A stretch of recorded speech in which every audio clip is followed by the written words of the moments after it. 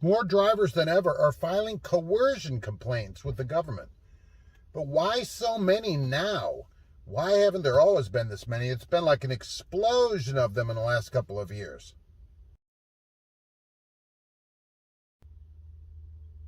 Hello, and welcome to Trucking Answers. I'm Mark, your coerced host. And I'm in the car today because I got sent home early. My trailer couldn't be fixed today. There was a problem that they couldn't fix. He goes, just go home. We're going to pay you for 8 hours today. So I had worked about 3 hours. I'm going to get 8 hours. So that's why we're in the car today. So this coercion is for other drivers, apparently, who can't get their equipment fixed, or they're they're coerced to drive over their ELD hours. I thought the ELD was going to solve all this, right? What happened to all that? Well, what it does is leave a kind of a breadcrumb, a trail of what you've been doing. So drivers have been filing these. 2 drivers just got paid out. That was another story. 190 some grand. Like 100 of it, 110 of it is pay, and the rest is punitive damages for the company for doing this. And the company was forced to rehire everybody, train all the people there. Here's the thing. Why are people filing? Why didn't they file before? What has happened? Well, what has happened to drivers?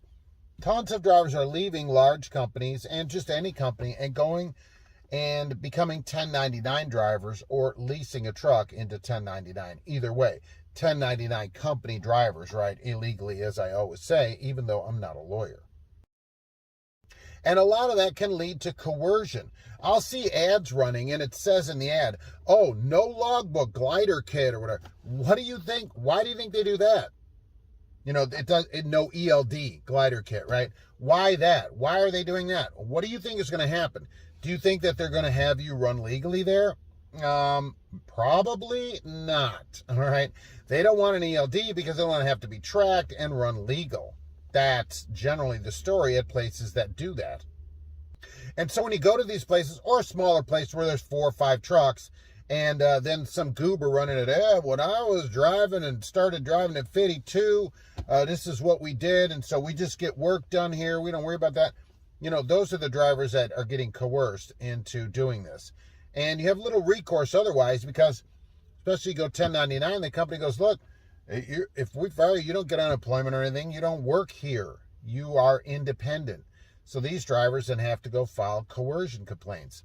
And when we see these complaints, when you read through the complaints, it's very rarely some large company. Once in a while, but not compared to the number of drivers that they have. Not at all. It's always somebody that owns their truck, you know, and are being coerced by brokers, because that's on there too now. Brokers apparently are putting the squeeze on people. Or you're being coerced by, the shipper, receiver, or your company generally is how it works. There are lots of them now. Don't tolerate, driving over hours and that kind of stuff. You don't have to tolerate it. You don't have to do it. It's illegal to even ask you to do it, much less try to coerce you to do it. File a complaint and go get that cheddar, as the kids say today, because the company can't do it. And you scumbag companies deserve to pay. I wish it was 10 times the amount it was, $1 million per problem, because that would put an end to this. The other thing that puts an end to it, of course, is drivers not doing it. Because the one other thing, well, look, Jim Bob and Billy Joe over there do it all the time. Why can't you run 42 hours straight? That kind of stupid thing. Don't tolerate it. You don't have to. And that's the end of it. So thanks for watching. And we'll be back soon with another Trucking Answers.